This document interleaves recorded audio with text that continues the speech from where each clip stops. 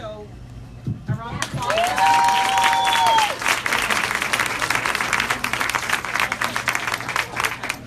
Okay, now can you hear me?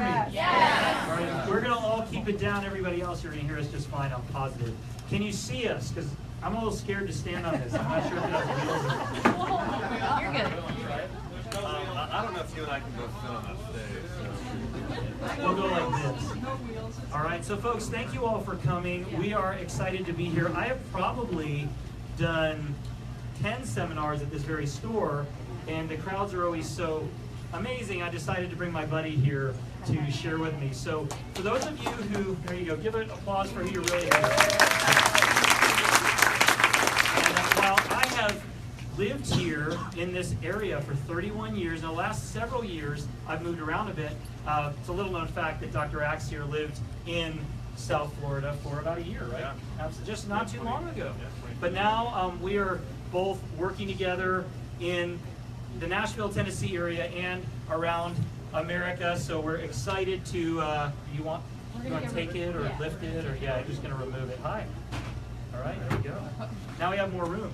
So we are definitely excited to be back for a short trip and wanted to come here and share an important message with you that we think will make a big difference. And so what we're going to do is a little bit of a tag team. So I'll introduce Dr. Josh Axe, and then we're going to talk about a message we call Ancient Superfoods, Modern Marvels. The term superfood is very, very popular these days, but it's a little overused. And so we're going to share with you some really strategic foods and beverages that can make a big difference in your health. Most of all, we'll tell you how to use them.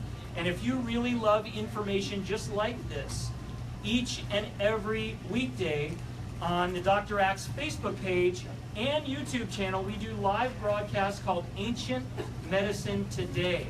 And every day we'll share with you multiple strategies to transform your health, and the draxe.com website has nearly 2,000 articles, hundreds of recipes, and amazing information we think will transform your life. So I'm going to introduce Dr. Josh Axe. He's a good friend of mine, doctor of chiropractic, doctor of natural medicine, best-selling author of Eat Dirt.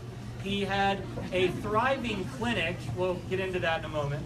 He had a thriving clinic practicing functional medicine in the Nashville, Tennessee area, but due to the great need for education and information, he decided to start a website, draxe.com, which is now one of the largest of its kind. And together we have a brand new book, which one person in here at least has, called, 2 people, called Essential Oils, 3 people, Ancient Medicine. I don't even have one. I might work a trade. Yeah. So we're really excited to be here. We're going to share some powerful information. I'm going to let you introduce yourself or introduce me, and then we'll get started. Great. Well, you did a great job introducing me, so I'll introduce Jordan here. So Jordan and I have known each other for probably about 6.5 years or so. We met through a great ministry in Nashville called Mercy Ministries. And Jordan is the former founder of Garden of Life, new founder of Ancient Nutrition's Bone Broth Protein, which we obviously both love and drink every day. In fact, I've already had like 4 servings today, breakfast, before we came here. Yeah, so yeah, meeting you out of bone broth and home at your house right now. Jordan also the author of The Maker's Diet, which I was a big fan of. Really transformed my life and our family's life early on. And today, Jordan and I have worked together for for a while now. You've been working together. One of the things I love about Jordan is Jordan has such an incredible vision and heart to transform the health of the world. Many of you guys know his story of going from death to life and tragedy to triumph when he overcame Crohn's disease and multiple other autoimmune-related conditions, and lost about 80 pounds, was in a wheelchair, and today, strapping man here today, looking good, looking healthy. And Jordan and I both have a big mission. We really want to transform the health of the world, teaching people how to use food as medicine. And today we live in a world where typically that's not the first option. Typically when you go into your doctor today, they give you a drug, give you surgery. They don't get to the root cause of disease. So Jordan and I both really believe that by using food and herbal supplements, we can get to the root cause of disease today, and your body can actually heal the natural way. And I'll just give you an example of this. A lot of people go to their doctor today with a thyroid condition, and a lot of times the doctor will put them on a medication for that, where in fact, a lot of times thyroid issues, joint issues, brain issues, immune issues actually start in the gut. And so many of these foods we're going to talk about today are super therapeutic for the digestive tract. They're incredible for the immune system. So we're going to break down our top 7 ancient superfoods tonight. These are foods we hope all of you will embrace, start to consume, and that they will allow you to transform your health. Absolutely. And I guarantee you, no one in this room eats these all on a regular basis, but everybody in this room has moms, dads, grandmas and grandpas, great-grandparents that did. So these are really missing puzzle pieces in the diet. So the number one ancient superfood that's a modern marvel would be the entire category of fermented foods. And fermented foods are great for the gut. So we're going to tell you each food group, which system of the body it's good for. Now folks, fermented foods are created through a process of culturing or fermentation. This was done by our ancestors to preserve the food. Now how many of you heard recently or over the years, we want foods without preservatives, right? We say preservatives are bad. What if the preservatives in your foods made them better? Fermented foods contain probiotics, enzymes, and organic acids which preserve them, and when you eat them, they transform your gut, and your gut is responsible for at least 90% of the rest of your bodily systems. You want to get well, get your gut straight. So we're talking about cultured veggies, sauerkraut and kimchi. Fermented soy, we're not big soy fans, but fermented soy, miso, natto, and properly prepared soy sauce. We're talking about cultured dairy products. We love goat milk and sheep milk yogurt and kefir. We also are big fans of fermented beverages such as kombucha, kvass, and cider vinegar. So fermented foods are great for the gut. So when I share on a food group, Dr. Axe is going to fill in anything I miss, and then we'll go back and introduce the next one. Actually, you know what? I'm going to go ahead and introduce the next one because I know that you're really excited. So the second ancient superfood to transform your health is eggs. Eggs from fish, gotta hear me, fish and fowl. And that's good for the brain. You were told before that eggs were not good. Really bad advice. I'm glad that we're getting the memo now that they're really good. So eggs from fish and fowl can transform your brain health. Can I still talk about probiotics for a minute? You can, but you don't have slides. I'm trying to make sure you remember all these people. I'll remember. So I'm going to talk about probiotics there for a minute. Jordan. I'll just whisper what's next. Got it. Let's do that. So with probiotics, as Jordan talked about, I mean, most of us at this point know that probiotics are something we all need, but I just want to talk about how crucial they really are and why we're all missing so many probiotics within our bodies. You know, a lot of times probiotic loss starts at birth. If a baby is born through cesarean section, a lot of times they're not getting many of the probiotics from birth. And if you think about being a child, how many kids today are prescribed antibiotics for ear infections, for bronchitis, for a number of conditions today? So a lot of times probiotic deficiencies start as a kid. And another thing a lot of times we don't realize is so many of the foods we're consuming on a daily basis contain pesticides and herbicides which kill off good bacteria in our bodies. Then we can start adding up a lot of the antibiotics that are given even in our meat products today. Conventional meat products contain antibiotics. Our hand soaps, hand sanitizers contain antibiotics. Even our drinking water with chlorine and fluoride has actually been shown in medical studies to actually eliminate many of the good bacteria in our guts. And as Jordan mentioned, many of these probiotics that used to be used in our food today as to naturally preserve food have been replaced with chemicals. So we're not getting probiotics in that way anymore. One of the things I talk about in my book, Eat Dirt, is how crucial probiotics are for our health. You know, probiotics help support nutrient absorption. I heard Jordan say this once years ago, that you aren't what you eat, you are what you digest, okay? So if you're not digesting things, you know, one person that has a healthy digestive tract, you could take a B vitamin or multivitamin and be absorbing all those nutrients. And I told this to a patient once. She came into me with all these bags full of vitamins and supplements, and she wasn't digesting any of them. And I told her she had really expensive urine, and she's probably wasting her money. So anyways, one of the things that can happen is oftentimes we're not digesting things properly because we don't have these crucial probiotics in our diet. There's a couple types of probiotics, and you may not know this. Jordan is one of the people that really pioneered one of the first probiotic supplements that contain something that we refer to today as an SBO, or soil-based organism, and he used this in a product, and it was called Bacillus subtilis. This is one of the chief probiotics found in a ancient Asian superfood called natto.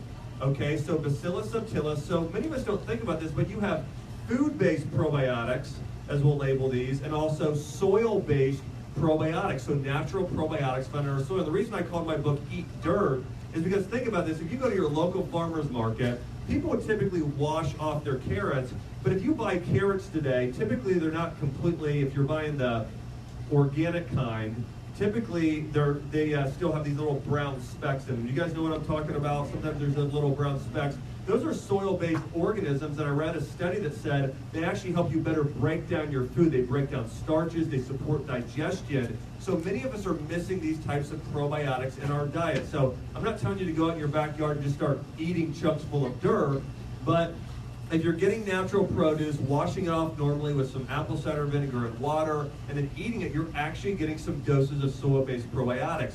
But most of us are severely deficient, so we should be getting probiotics in our food and oftentimes in supplement form every single day. But definitely load up on the probiotic foods George talked about: sauerkraut, kimchi, kvass, kombucha, kefir, all of the sort of super K foods there, right? All right, we'll talk about eggs.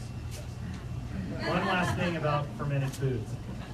When I was leaving the home, I gave my 4-year-old some sauerkraut. And one thing, those of you who want to lose weight or kill sugar cravings, and that's a lot of us, remember this about fermented foods, which are sour. The power of sour kills your cravings for sweets. So when you eat fermented foods, and that would include apple cider vinegar, that would include kombucha, that would include kimchi, kvass, even cultured dairy, your cravings for sweets are lessened. So now we're going to talk about eggs, fish and fowl for the brain. There we go.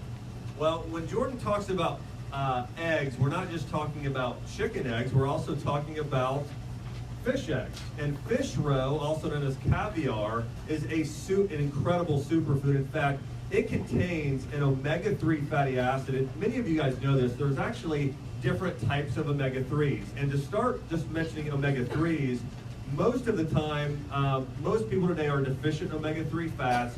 Omega-3 fats tend to be very anti-inflammatory, and a lot of health issues today are due to an over-inflammation response in the body. And so consuming fish roe that contains ETA, EPA, and DHA. DHA is typically known as the top omega-3 fat to support the brain health, so very important. EPA is known to be very anti-inflammatory as well, but something a lot of people don't know is ETA, that type of omega-3 fatty acid, is the most anti-inflammatory fat of all the omega-3s, and really that's only found in two things that I know of. It's green mussels, but the number one source is going to be caviar, also known as fish roe. So we want to make sure we're getting many of these omega-3 fats in our diet from fish, those omega-3s. The other thing is eggs. In fact, Jordan and I, before we were leaving, we were talking to his wife, Nikki, and so we're actually having breakfast for dinner tonight when we get home, right? We're going to be doing some eggs. And egg yolks are incredible as well. Now, when you're buying eggs, that's one of the things I love about Nutrition Smart here is their organic selection's incredible. And you guys know this, when you crack open an egg, oftentimes if you used conventional in the past, it's sort of like this light yellow yolk versus the ones they have here at Nutrition Smart, the really good ones, or at local farmers markets, is typically this dark orange color. Those are carotenoids. Those are a type of antioxidant that's been shown to benefit the brain and the skin and the eyes.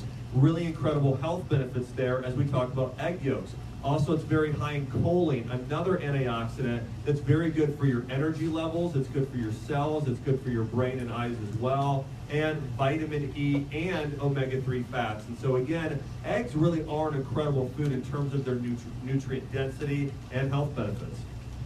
The phospholipids, which would be the lecithin, the phosphatidylcholine, and phosphatidylserine in chicken eggs, are incredible. In fish eggs, and I know some of you hear caviar and think extremely expensive. But caviar is actually cured fish roe. You can buy fish roe, whether it's online or in a grocery store, affordably. You don't need a lot, but it is the quintessential food for nourishing your brain, and it's a great source of iodine, which a lot of us are deficient in due to not consuming the best sources of seafood. Chicken eggs, duck eggs, the yolk's the best. That whole nonsense of egg white omelets in the 90s and 2000s was a really dangerous recommendation, and they were awful, right? Egg white omelets are awful. So eating eggs are amazing. People say, well, what way do I cook them? I have observed that the less you cook them, the better, and the less you disturb the yolk, the better. Now, folks, cholesterol in food doesn't raise your cholesterol. Oxidized cholesterol can be an issue. So if you're trying to consume soft-boiled, hard-boiled, even fried eggs, or as my grandmother called them, bullseye eggs, they are a little more intact. Scrambled eggs occasionally are just fine, but the nutrients in egg yolks are amazing. So remember, folks, eggs from chickens, ducks if you could find them, and fish are great for the brain. Try to eat them more often. You will be so glad you did. And as a bonus, Dr. Axe mentioned the eyes. Egg yolks contain lutein, which is good for the macula, and their lutein in eggs are 4 times more bioavailable than lutein in spinach or in supplements. So that's big, folks. We are getting power for the brain when we consume eggs. And folks, I can tell you, our needs for brain health are at an all-time high. And I'm not saying that to joke. I'm talking about the massive preponderance of neurodegeneration. So number 2, eggs, fish, and fowl for the brain. Number 3, organ meats for the blood. Now, if you saw our PowerPoint, we'd see a big slab of liver up there, and I would say, what color is it? And you'd say reddish purple. Folks, our blood supply is critical for everything. The Bible says that the life is in the blood, right? And if you say, well, I'm okay because I went to my doctor and my hemoglobin and my hematocrit and my ferritin levels, they're in the normal range. But normal is not ideal. Many people are dealing with what I would call subclinical iron or B12 deficiency. My grandmother had pernicious anemia, which is B12 deficiency, and as a child, she was hospitalized and fed liver in the hospital. Can you imagine? Liver's been a secret of many of the top clinics worldwide, along with juices and others, because of its nutrient density. So Dr. Axe, tell us about liver and heart and what nutrients they contain. You know, I actually love to call liver nature's B vitamin. It's like nature's B complex. In fact, this is pretty amazing. I've actually seen charts come out where they're talking about the nutrient density of foods, right? Because one of the things I used to always teach my patients in my clinic in Nashville is I said, stop counting calories. You know, I mean, this is what people do on diets all the time is we worry about the calories we're consuming. I said, stop counting calories, and start counting nutrients. Focus on nutrient-dense foods. And as Jordan was mentioning earlier, you know the amount of people that struggle with low energy is sky high. I would estimate 80% of people, especially over the age of 30, struggle with low energy. How many of you guys ever hit that 2 o'clock coma in the afternoon where you're just like ready to go face down at your desk, you're exhausted? A lot of times that's due to not having enough B vitamins in your diet on a daily basis. And I'll give you an example here. We might think spinach is nutrient dense, we might think kale, we might think grass-fed beef. Did you know that chicken liver or beef liver has 10 times more vitamin B12 than the next highest food, which is grass-fed beef, and then after that, some green leafies like spinach. They don't actually contain B12, but other B vitamins. But literally, on average, it has 10 times more B vitamins. So it is hands down by far 10 times that in B vitamins compared to most others. So if you're struggling with low energy, it's incredible for that. Also, you know, one of the symptoms I saw with a lot of patients I work with is sometimes they would get lightheaded sometimes during the day as well. You just have that fatigue issue. They're amazing for that. So B12 is critical. Folate is critical for mothers. So folate is also one of the most folate-rich nutrients. Also, it's very high in B1, which is known as thiamine, which is great for the thyroid. So if you want to support thyroid and adrenal health, both of those, chicken liver, beef liver, some of the most incredible superfoods. And it was also part of something called the Gershon Protocol by Max Gershon, which had a lot of cutting edge therapy. So there's a lot of incredible nutrients that you're going to find there. And one other thing you'll notice is that it's very bitter. Now, most of you, if I would ask you if you've ever had liver, and then if I would ask you if you like the taste, I would probably get a big thumbs down from quite a few people. But do you like it? Great.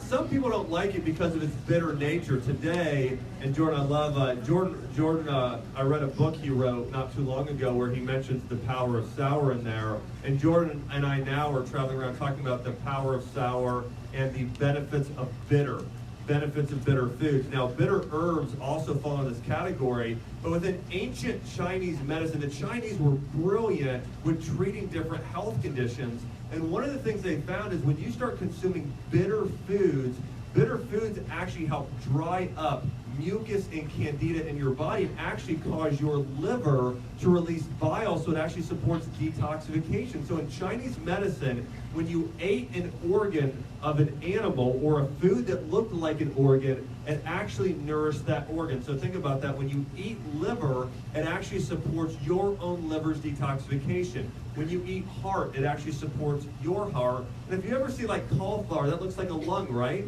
Well, within Chinese medicine, it actually helps support the healing of your lungs. And we can go on and on. Carrots, it actually supports the health of your eyes. And so this is an ancient Chinese medicine principle. So again, if you really want to boost your liver detoxification, boost your energy levels, and support having healthy blood, liver is one of the greatest superfoods there is.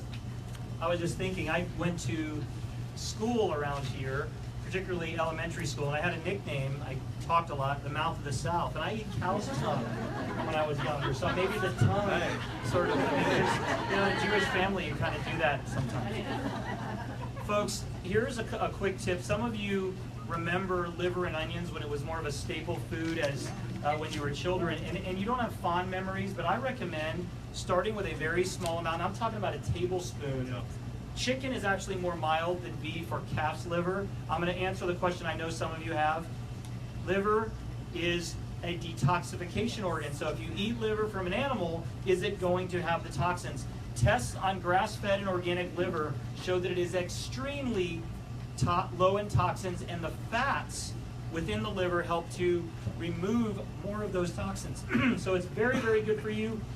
And I recommend a tablespoon in an entire amount of ground beef or ground lamb, and then increase as your family and you get used to it. A little bit goes a long way. If what Dr. Axe said is true, 10 times the B vitamins, you're getting a lot from a little. I kind of don't like to mix things that I don't like with other things I do. I would just eat it, but really, really good, folks. Try some organ meats. Definitely the ancient superfood, modern marvel for building your blood. Number 4, herbs and spices for detox. Now, folks, we've talked a lot about animal foods so far, but I'm going to share with you our hierarchy of plant foods. You ready? Which plant foods are the best? Fruits are good. We particularly like the dark colored fruits with lower sugar. Berries are our favorites, and Dr. Josh here got me into consuming cranberries more than just seasonally because they have practically no sugar, high in fiber, and high in antioxidants known as anthocyanins. So I make smoothies now using frozen cranberries, which are available year-round, although more so in the fall and winter. So fruits are good. Minimize your consumption of sweet fruits. Look for colored fruits. Number 2, vegetables are great. Vegetables are better than fruits. Now, a lot of us get sort of confused because cucumber and tomato are really a fruit, but we call it a vegetable. Anyway, vegetables, especially dark color, are amazing and usually very low in calories and sugar, with the exception of beet and carrot. Herbs are awesome. We need more herbs, and I believe that Americans consume less herbs and spices per capita than any nation in the world. Herbs and spices are for detox from radiation, from heavy metals, and much, much more. And spices are the bomb. My 4-year-old daughter, and kids are hilarious. In fact, I think she's going to come home with you. I would have videoed this, but she comes to me, Dad, I just can't stop loving Josh Axe. And I guess he's lovable. But yeah, so Isabella asked me to make her something. I think it was almond butter with these gluten-free crackers, and she said, "Dad, these crackers are the bomb." What's the bomb mean? And I didn't want to explain to her how we as adults use slang terms that have nothing to do with the delicious food she just ate. The bomb is a good term, and crushing it and killing it means something really good too. I like to discover derivations of terms. I won't bore you with that. We talked today about if the whole saying, that doesn't amount to a hill of beans. I mean, what is so bad about a hill of beans? Anyway, so spices are amazing. So what I'm going to ask you to do, since herbs and spices detox, what are your top 3 favorite herbs? This is hard because we talk about herbs and we love herbs. And what are your top 3 spices starting now? All right. You can hold the mic. All right, here we go. So now you want me to talk about Just herbs 3 and total. spices. Okay, got it. So in terms of detoxification, some of my favorites include milk thistle, bupleurum, and dandelion. And one of the things you'll notice about all of those, if you've ever tasted them, is they are super bitter. Very, very bitter. Bupleurum. And it's actually, yeah, Bupleum. It is actually the most used herb for detoxification of the liver within Chinese medicine. And I actually think that milk thistle ranked 1 and 2 of the being most powerful. Milk thistle is used more in Western medicine today, whereas bupleurum is used more in Eastern medicine throughout India and Asia today. But these herbs are really incredible. And we know today we are bombarded with toxins. And the liver actually does a lot more than people realize. I mean, the liver is important for actually filtering and cleansing your blood. The liver actually is responsible for producing cholesterol. The liver is responsible for breaking down and digesting fats. So your liver is really, really crucial to your overall health. And as I mentioned again earlier, we live in this world where we get so much sweet and so much salty that it causes major imbalances in our body to where our liver isn't nourished like it should be. So you've got to have bitter herbs to do that. Dandelion is probably the most powerful in terms of causing a diuretic reaction in your body to where your body will really start filtering toxins.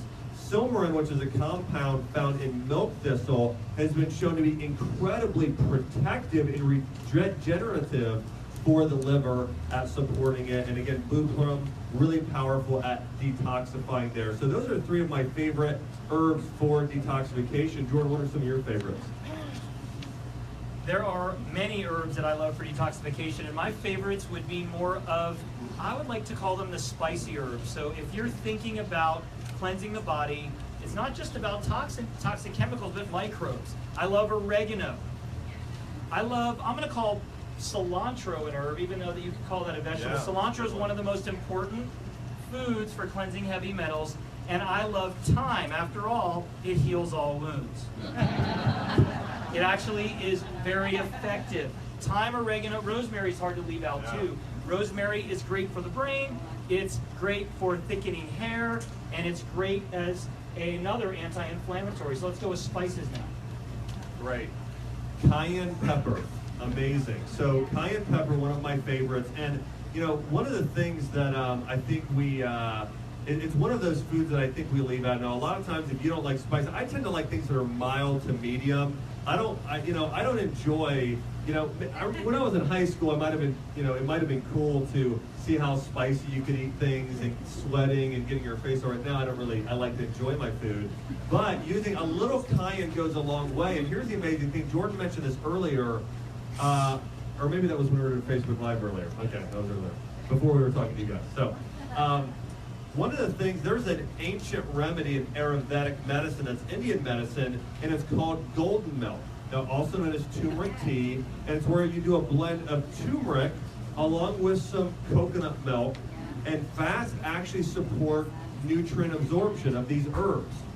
Well, the other thing that supports nutrient absorption are things that open up your capillaries in your arterial system, which are hot peppers. In fact, there's a fantastic medical study that found that if you take turmeric or the compound in it called curcumin with a compound found in black pepper called piperine, it greatly increased the absorption or the amount that got into your bloodstream, which helped spread it through your body systemically. So if somebody was looking to just reduce inflammation or support intestinal health, they would just take turmeric plain. But if they wanted to get it dispersed throughout the entire body and also help, let's say you want to help support your joint health, or you're having discomfort somewhere in your body, you want to go ahead and actually take turmeric with something that opens up the capillaries. Ginger would fall in that category. Black peppers and cayenne pepper especially, probably as much as anything, is going to help open up those capillaries. And again, just a little bit goes a long way. So I know cayenne is one of my favorite spices there to use on a regular basis. I'll mention a few more herbs / spices here that I also think are fantastic. And by the way, I learned a lot from Jordan on the difference between herbs and spices here as well. So another one I want to mention is cinnamon. You know, if you're really looking to support your blood glucose levels, cinnamon is one of the most powerful herbs. The other great thing about cinnamon is that it has a naturally sweet taste. I love adding cinnamon to apples. In fact, I went over to a friend of ours, a house for myself and my wife Chelsea recently, and we did baked pears in the oven. We did pears, walnuts, raisins. We just sprinkled a little bit of actually wine on it, and we covered it with cinnamon and put it in the oven for about 45 minutes on 350. Took them out. It was absolutely delicious. But cinnamon has a natural sweet taste, and it balances out something in the body called GTF. That's glucose tolerance factor. So it's great for energy. It's also great for blood glucose levels. So that's one of my favorites. I'll mention here lastly, I was supposed to mention 3, right? You already mentioned 6, but all right. I'm going to keep going here. I'm also, you know, this herb was really popular for a while. I feel like turmeric has kind of taken over some of its press, but ginger is also incredible. I mean, you know, one of the big things that I teach is how to overcome digestive stress. And so many people today have a condition called, people are referring to as leaky gut. And I cover that in my book, Eat Dirt. But leaky gut is where you have your intestines in your bloodstream, and there's what's called your gut lining that separates those two. A lot of people today, due to inflammation of the gut lining, start to get holes in their gut lining that are too big. So basically, you start having things get in your bloodstream that shouldn't get in there. So undigested food particles such as gluten, toxins, bad bacteria can leak into your bloodstream and circulate, causing inflammation throughout the body. What we need to do is we need to seal up that gut lining, and I really believe ginger is a great way to do that. Oftentimes when people have a leaky gut issue, their body is too damp and too cold. We need to reduce dampness, and we need to reduce coldness. Ginger actually helps dry up dampness and actually helps warm the body. This is why, by the way, my mom is here tonight. She's wearing hot pink, so you cannot miss her, believe me. So, hi Mom, thanks for coming tonight. So my mom is here. So when I was sick as a kid, she always gave me chicken soup and ginger ale. Now, unfortunately, and she's the best mom ever, but she didn't know that ginger ale was loaded with sugar, right? And that the chicken soup probably had MSG and, you know, white noodle flour and all this stuff. But her intentions were amazing, I guarantee that. But where did she get that from? Probably her grandmother, who actually recommended ginger tea rather than ginger ale and real chicken soup with chicken broth, because those two things were probably the most powerful things in the world for supporting the gut and immune system when you are not feeling well. And so it's funny how some of these things translate today with a lot of the foods we eat. But I mentioned ginger because it is the ultimate superfood for supporting gut health, for supporting the immune system in the gut. And so again, ginger is definitely in my top 3. absolutely. And there are so many others, folks. Spices you only think about for the holidays. Nutmeg is absolutely amazing. Star anise is awesome. Licorice is powerful. Yeah. Clove is unbelievable. Folks, bottom line, the cure might be in the cupboard. So think about not only using more spices, consuming more infusions and teas. Find recipes that deliberately put spices in. In clinical studies for cinnamon, you need a ½ teaspoon a day. That's a lot. But if you use them in recipes, you can make all the difference in the world. Your health. DrAxe.com has hundreds of recipes, as does the Food is Medicine Facebook page. helping you get herbs and spices into your juices, into your soups, even into your desserts. Spice it up. Herbs and spices are great for detox. Well, one more I'd like for you to talk to everyone about. I know they want to hear about it, so here we go. So, herbs for adrenals and thyroid. A lot of people want to know about that, right? I know we talked about it. So, But you're talking now. so We're not used to sharing a microphone. Yeah, okay. So there's other great herbs such as ashwagandha, rhodiola, eleuthero, used to be called Siberian ginseng, ginseng itself, an herb called codonopsis. These are all adaptogens. And in 10 seconds, I'm going to tell you that adaptogens might be the most useful subcategory of herbs today because they reduce our body's response to stress, lowering cortisol, increasing DHEA, and you got issues with sleep, weight around the middle, if you have brain fog, blood sugar, low energy, adaptogens are amazing. So check them out. There's also great articles on adaptogens on the site. So the 500th ancient superfood in modern marvel, it's really the 5th. I bet you not many of you have heard of it. Tiger nuts. Raise your hand if you eat tiger nuts.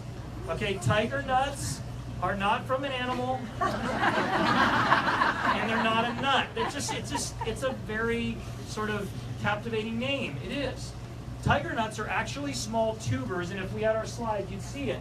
They're grown in Africa and South America. They're literally the fruit of a weed. When I say fruit, they're the nut or non-nut found on a weed.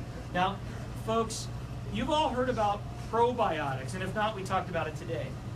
You've probably heard of prebiotics, right? Which means things you consume to grow your probiotics. I didn't tell you this, but I want to create the first postbiotic. No, I mean, you've never heard of a postbiotic. I mean, that would be really cool because we could have the first combination of prebiotic, probiotic, and postbiotic. Yeah. Don't take my ideas. I got one. Prebiotics feed the good bacteria, but if you're someone who has gut issues, prebiotics high in fiber can often cause you to feel worse. There's a type of starch, and I'm not a big fan of starch, but a particular type, which is really a fiber called resistant starch. Resistant starch provides your body with energy, primarily energizing the gut. Now, the gut lining reproduces every 3 to 4 days. Here's the good news. If your gut's bad today, it can start getting better 3 days from now. Here's the bad news. Your gut lining reproduces itself in whatever state it's in, if not worse, so you've got to turn that around. Your gut reproduces itself when it's energized by certain fatty acids. I know I'm getting technical. Short-chain fatty acids, which you can get from eating grass-fed butter and ghee, or you can consume short-chain fatty acid producing resistant starch. Tiger nuts are the best source. Now, potatoes have resistant starch, but potatoes don't offer a lot of other benefits. Tiger nuts, which can be eaten whole, sort of like a nut snack, you can make flour out of them and use them in baking. I put it in my super sour power smoothie before we came. We make pancakes with it. If you're following a paleo type diet, they are considered paleo. I'm not sure who votes on those things. Most people are dead who were, around, I guess. But they're very much in that sort of frame of eating, loaded with fiber and nutrients. And you can even make a horchata, which is like a nut milk, using tiger nuts. So tiger nuts are available. I guarantee you they're somewhere in this store. I didn't see them. You can get them in flour. You can get them in sort of their dried form and just eat them. But check out tiger nuts. I think you'll love them. What do you have to say about the non-nut that comes from a plant called tiger nut? The name says it all. They're amazing. So, yeah, tiger nuts are great. I'll just talk for a minute on this, but I'll say that, most of us are getting, as we talked about, we're deficient in probiotics. We also need prebiotics. And there's really this sort of, I see a lot of people, Jordan, a lot of commercials on TV where people are promoting probiotics. Typically, the brand probably isn't that good to start with, so they're really not reaping many of the benefits. If you really want to transform your gut health, there are several things you want to do. One, as we mentioned earlier, you want to get more sour foods and bitter foods because that actually helps sort of transform your pH and allows your body to get in a better state there. The next thing you want to do is get probiotics, and then again, you want to get prebiotics as well, like tiger nuts. And just a recipe thought here as well. You know, one of the things I love to do for breakfast is do a big scoop of bone broth powder in there. This is what I call my gut transformational smoothie. But I do a scoop of bone broth powder, protein. I'll do a few tablespoons of tiger nuts. I'll do some blueberries in there and some coconut milk, and talk about an incredible smoothie for your overall digestive system. So there's a practical thing you can go home with tiger nuts, obviously super beneficial. Absolutely. All right, number 6, medicinal mushrooms for your immune system.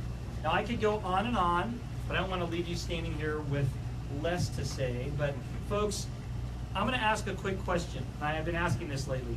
Who knows how many biological kingdoms there are that have been identified? Think 5th grade science. Anybody know? How many biological kingdoms are living things broken up into? Anyone? Got it? 3? 3 is what I thought. More than 3.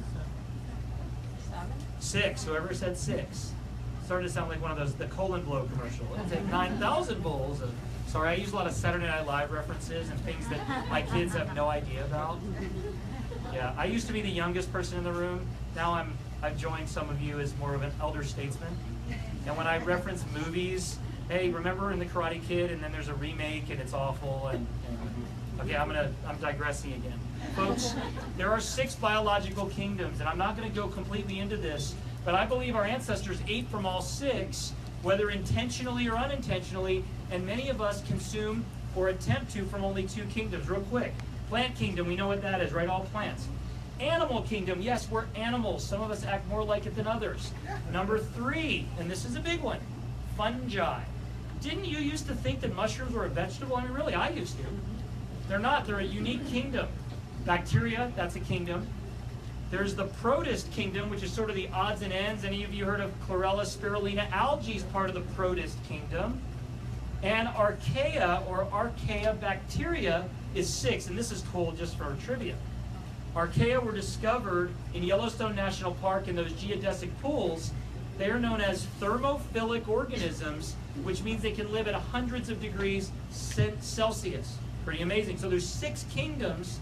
We used to get all of them. Now we get pretty much 2, plant and animal.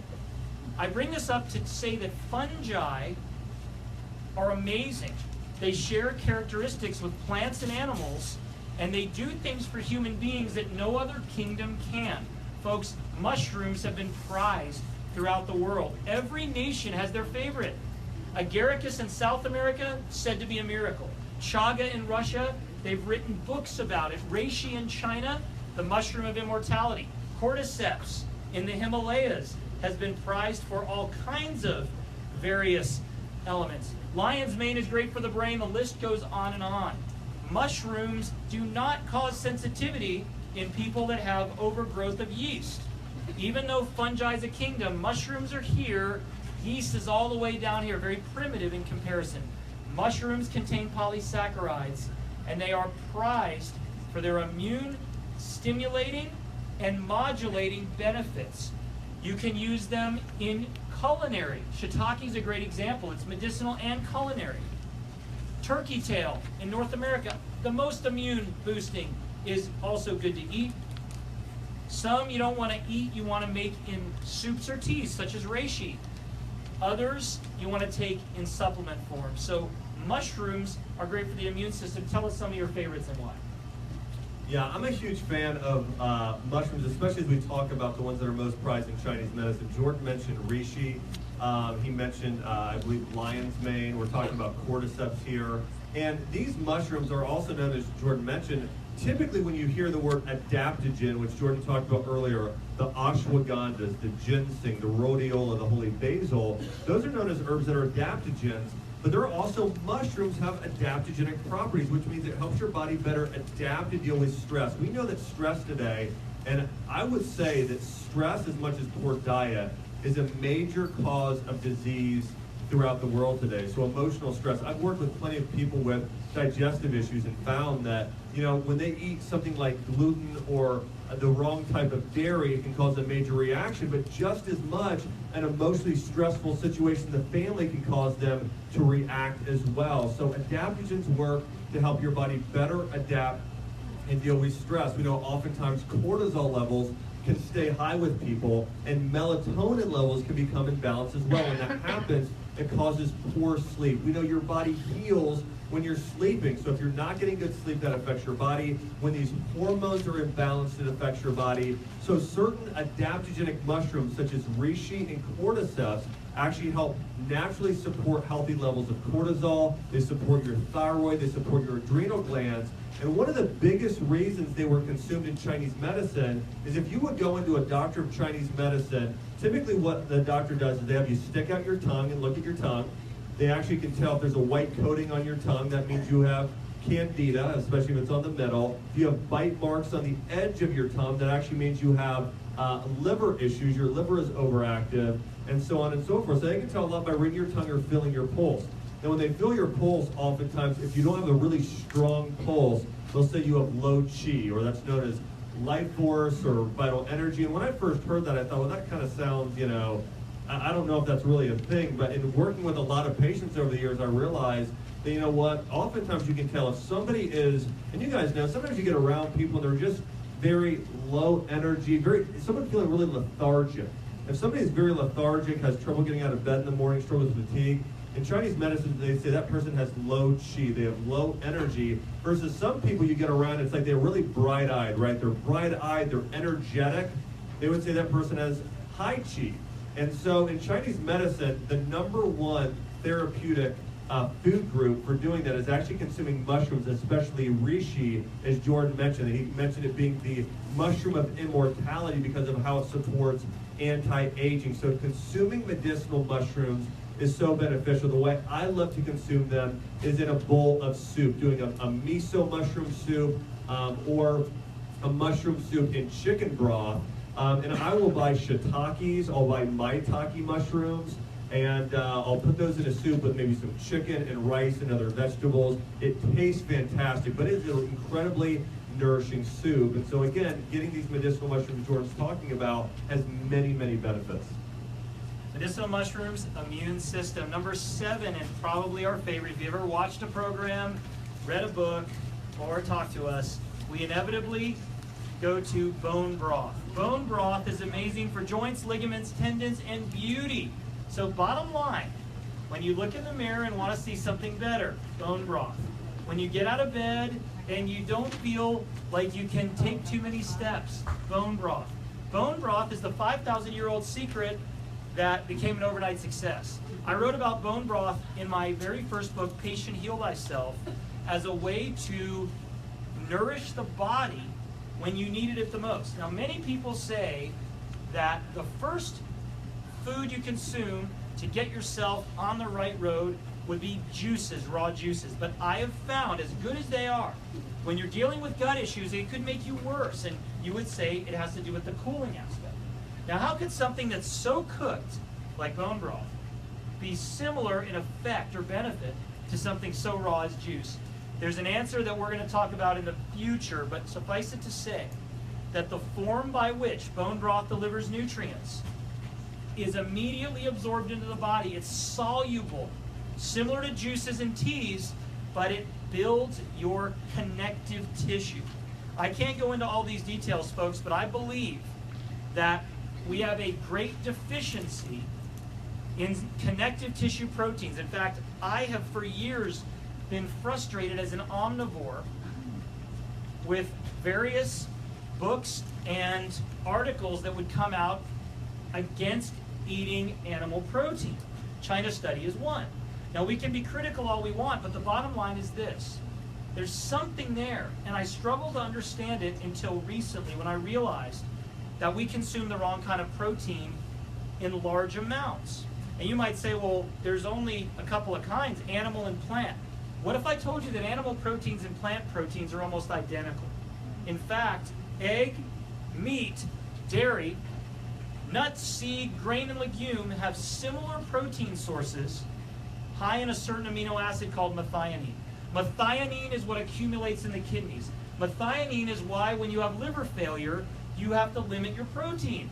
Methionine builds muscle, but no one in history, folks, and listen, hear me out, would ever have consumed an animal, eat breast of chicken and tenderloin of beef, and nothing else like we do.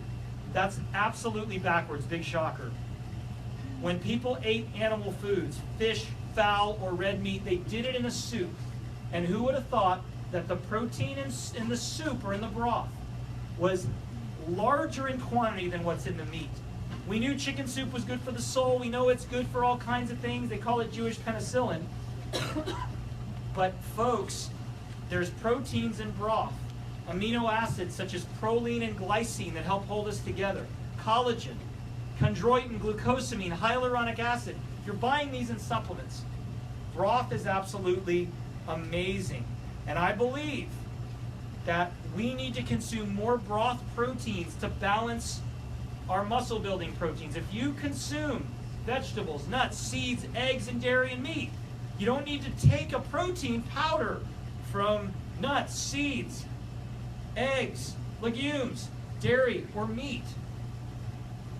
And I'm going to let my compadre here speak a little bit, but let me tell you this, folks. Just about a year ago, I stood right here. But in order for me to stand right here, I needed some help because I had a knee issue that caused me to be on crutches. And it was an injury that has a very long name. I'm not going to go into details. But I started consuming bone broth in mass quantities. I made it, took 24 hours, then I needed so much more and stunk up the house. And I was injured. I can't stand to make the broth. I found a great source of frozen broth, $10 a bag. It was available in California at the time. I was coming to Florida, and I gave my mom, who lived here, a shopping list. And on it included 48 bags of frozen bone broth. Just like 3 oranges, a little bit of coconut milk, and 48 bags of bone broth. Except there was no bone broth when she went shopping. I was pretty freaked out. I didn't plan ahead, just assumed. But I was formulating a product for Dr. Axe, and it was a really cool protein. I won't get into details, but it didn't taste very good. And believe it or not, I had a flavoring system that included bone broth in powder. And I said, I don't know what this is going to do, but I'm going to take it with me because I got no other choices. I brought this little sort of pouch of tan-colored powder, and I said, I'm going to take this because I've got no choice, and I'm speaking all over the place and standing for a long time. I began to mix it, did it warm, did it room temperature, it tasted good, I put it in smoothies, and it worked great. And I called my team in California and I said, analyze this.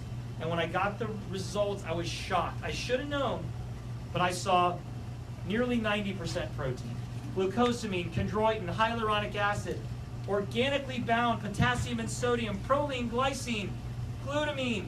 I was astonished. And immediately, because I'm a visionary, I saw the words bone broth protein. And I said, we supplement with protein coming out of our ears, but we need something to transform the inside of people, the gut, the joints, the ligaments, the tendons, the skin. And why not do it with something thousands of years of historical data, one of the best superfoods on the planet with the absolute worst compliance, right? Seriously. I've recommended bone broth for 19 years, and virtually no one will do it. It's the heart of many diets. The Maker's Diet talked about it right out of the gate. The GAPS diet talks about it. Look up benefits of bone broth online. 90% of health experts say it's the best thing since sprouted bread. Like, that's a health thing.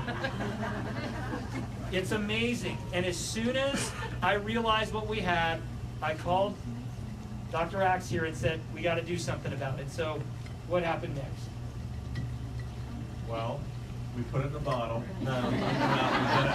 I was so excited about this because Jordan and I had talked about this for a while about bone broth. You know, one of the things that I would do with my patients is have them do what's called a bone broth cleanse, where they would just drink bone broth for several days, and the clinical results were like nothing I'd ever seen. I mean, I personally have done master's cleanses and veggie juice cleanses and all types of cleanses you can imagine.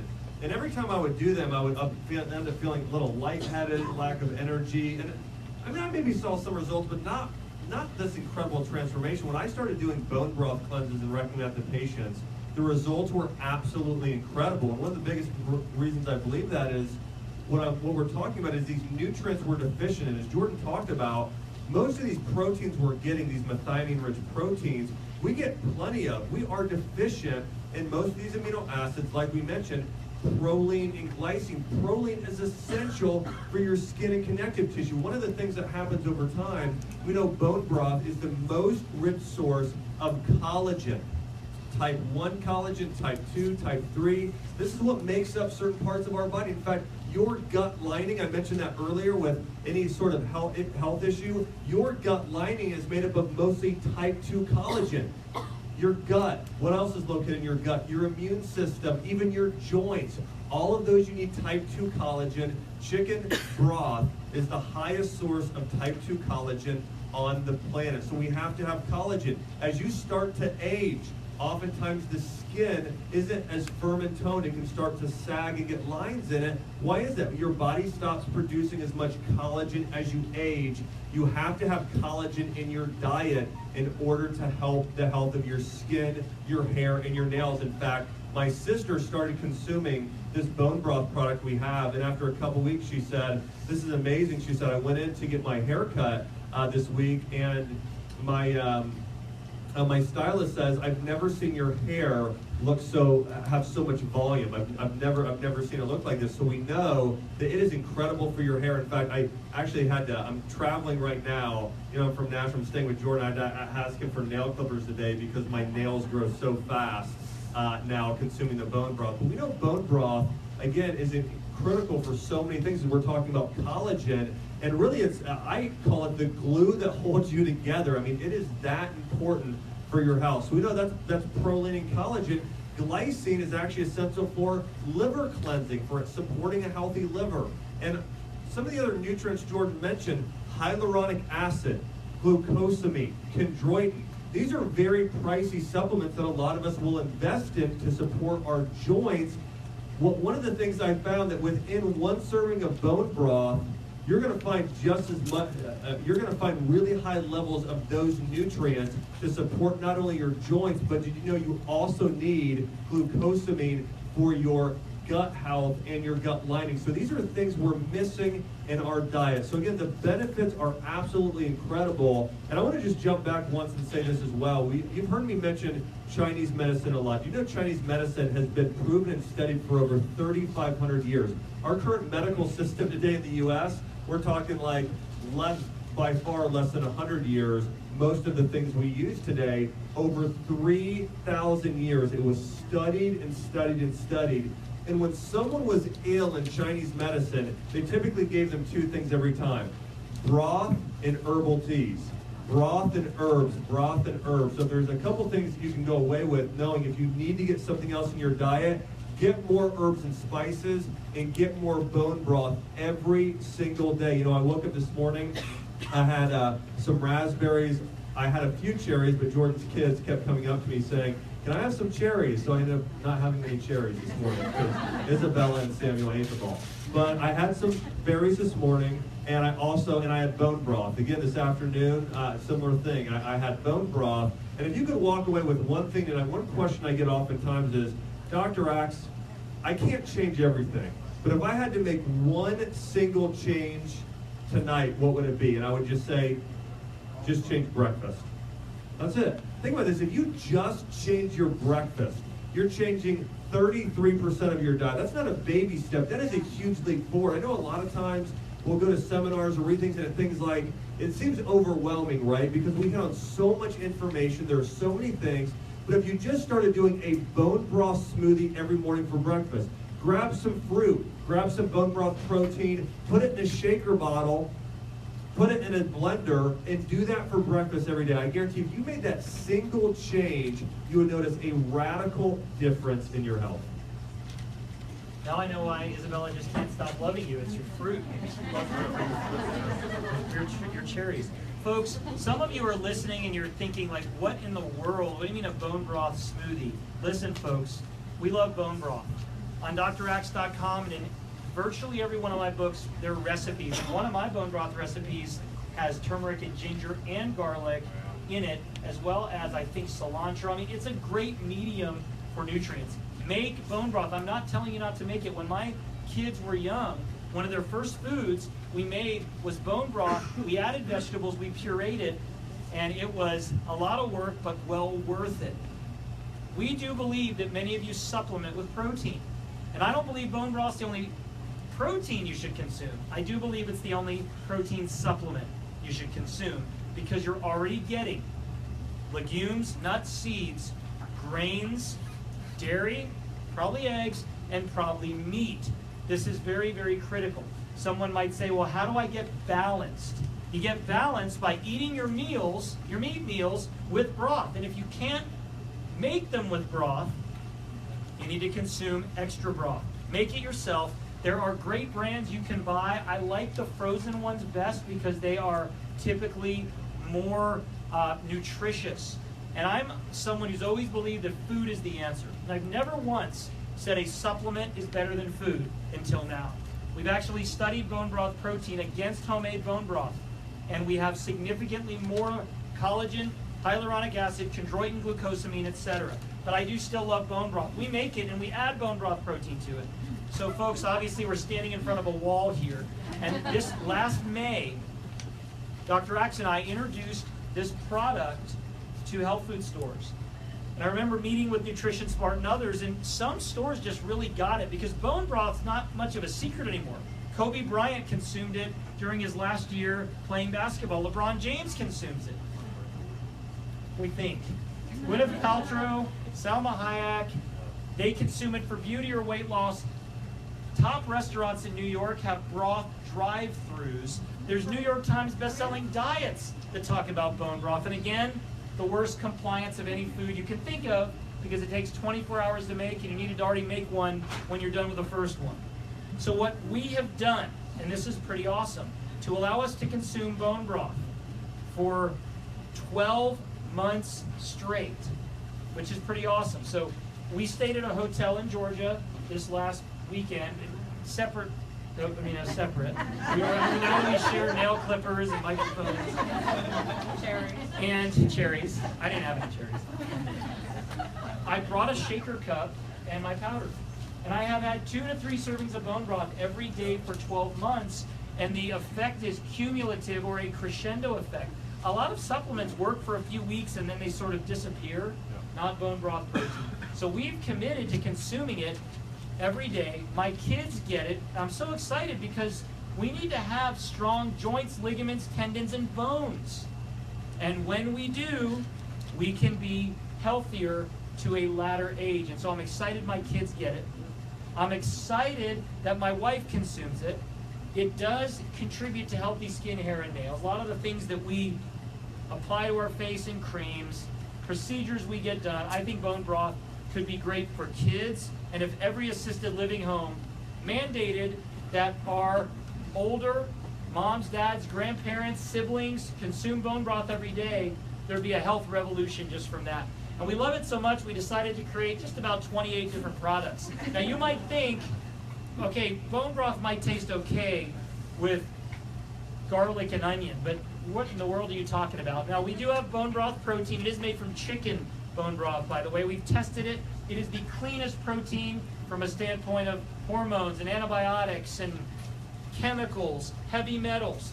Pure bone broth protein is the first savory protein ever. It's versatile. You can mix it in your coffee. Imagine trying to put a quart of bone broth in coffee. It'd be disgusting. Juice, you can mix it in juice. Here's my favorite. I eat grains occasionally, and I love colored grains. Black rice is really good. More antioxidants than blueberries. You make grains with water, but instead of water, I mix bone broth protein in the water, cooked grains. In fact, we served sprouted rice and peas, and I got enough protein that every person in my family consumed 15 to 20 grams of protein, and all it did was taste like delicious rice. Won't work with pea protein or rice protein or beef protein. So it's versatile. Smoothies are great. It's great hot, it's great cold, and if you think it doesn't taste good, I bet you will love banana cream. I bet you'll love coffee. I bet you'll love cinnamon apple. I know this sounds strange, and then your favorite chocolate. So folks, I can't tell you strongly enough that if you will consume 2 to 3 servings of bone broth a day, and by the way, each scoop gives you the equivalent of 2.5 cups of bone broth, you will have a tremendous increase in your health. And this is the only protein where I will dare you to use it for 3 weeks and take a facial photograph. Not, one just sort of, in your bathing suit to see how much weight you lose. You got those before and after pictures. Take a facial photograph. I'm not sure that you'll love the results, and the gut is absolutely amazing. So before we get to a Q&A, what is your favorite bone broth protein? How do you use it? And then we'll answer some questions from these great folks.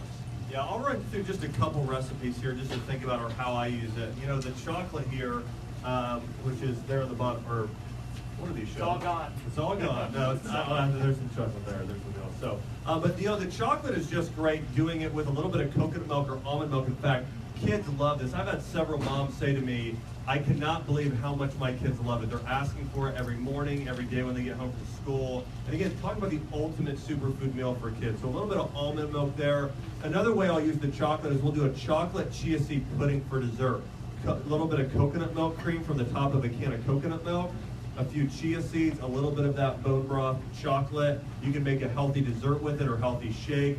I love doing the vanilla with frozen cherries, doing a cherry vanilla smoothie or a strawberry banana smoothie with the vanilla is absolutely delicious as well. You can mix the banana cream with, again, coconut milk cream. Tastes like a banana cream pie. Really delicious there as well. And then I love bone broth coffee. Talk about a great natural energizer.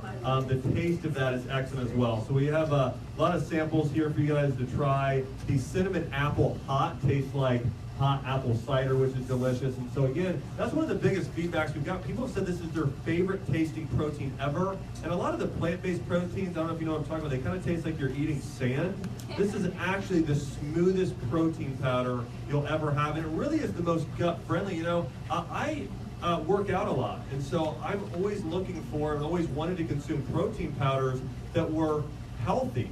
But I've consumed whey, and a lot of times my nose would run. Even healthy organic, a lot of times I would consume the plant-based ones, the sprouted rices, and just my digestive system never really liked it. This is really the first protein powder that I've recommended to people with really any sort of problem you can imagine, and they've responded in an incredible way. So again, couldn't be more excited about this. And when Jordan and I formulate things, just know this too, we formulate these products, of course, for you guys, but also for ourselves and our family. Jordan's kids, my parents here, there as well, and just a few others. We actually have this is one that's really popular, Bone Broth Protein Fit. This one actually is a vanilla spice. It has some of those peppers I was talking about earlier. And then this is actually Bone Broth Muscle Booster. So especially if you're a guy and you're looking to get the benefits of bone broth, but also support healthy muscle building, it's another great option too. And some of these new products are literally hitting the store for the first time. We don't even have them yet. Josh was upset because I didn't have them. But we have a bone broth protein to fit everybody. So definitely check it out. From bone broth collagen to bone broth burst, our new pre-workout and electrolyte beverage. We've got, you mentioned bone broth protein fit. And if people out there still want something even more convenient, we took 24-hour bone broth and made it a 10-second, shaker cup experience. Well, if that's still not convenient enough, we even have bone broth protein capsules that are brand new that work amazingly well. I'm going to use those as well as the powder because you can't exactly use powder when you're on an airplane. I mean, there's time, when you're in the back seat of an Uber, you're just not going to mix up the powder, although I try. Well, I probably will. Yes. So folks, just a couple of quick things, and we're excited to introduce you to these 7 ancient superfoods and modern marvels. But as you can see, we have an awesome crowd, and thank you for Nutrition Smart for promoting. What's great about this, we just decided to do this a few weeks ago, and Nutrition Smart immediately sprung into action, and we're so glad you're here. Sorry for those of you who had to stand, but one thing I want to do, I know there are people that have questions and would like to get personal answers, and we cannot answer your personal question, each and every one of you, but I do want to take a little time to do some Q&A, and folks, here's what I want to say. When we are talking about nutritional supplements, we're not going to speak in language that involves diseases or conditions, and many of you are recording us as well, so we need to be extra careful. But we will do our best to talk about how nutrition can support your health. I also want to ask you, if you do have a question, say it or ask it loudly. And I want to encourage you to ask a question that could help others in the audience. Not so specific as if I have sort of intermittent ankylosing spondylitis, but only when I eat nightshade vegetables from India, and it causes, Raynaud's syndrome. But no, ask something that you believe can benefit others. And folks, here's something I will say. We're not only on the air every day at every weekday, 11:30 a.m. Eastern Time on the Dr. Axe Facebook page. We have nearly 2,000 articles on draxe.com, loads of books. We have a lot of great information, a great responsive team. And tonight, we have the Ancient Nutrition team either wearing an Ancient Nutrition hat. Caitlin, I guess I took yours, but she's back there to help as well. And the Nutrition Smart team is excited to help you. But folks, bottom line, we want you to leave here tonight not only with knowledge, but with tools. That's why we do these events in stores instead of hotels, which would have been more comfortable, I get it. But you couldn't get tiger nuts, or fermented foods, or bone broth, or liver if you can find it. We want you to leave with tools to improve your health. So as we answer questions, when we talk about Bone Broth Protein is at a extremely low price tonight, one night only. I want you to leave with arms full. And by the way, don't look on Amazon because it's actually cheaper here. You got to take my word for it. But we want to do this when we are at events. We know people are excited to make changes, and I believe everyone can benefit from Bone Broth Protein. It's just about figuring out which one, or better yet, alternate. That's what we like to do. So we're going to go ahead and start with some questions, and we will both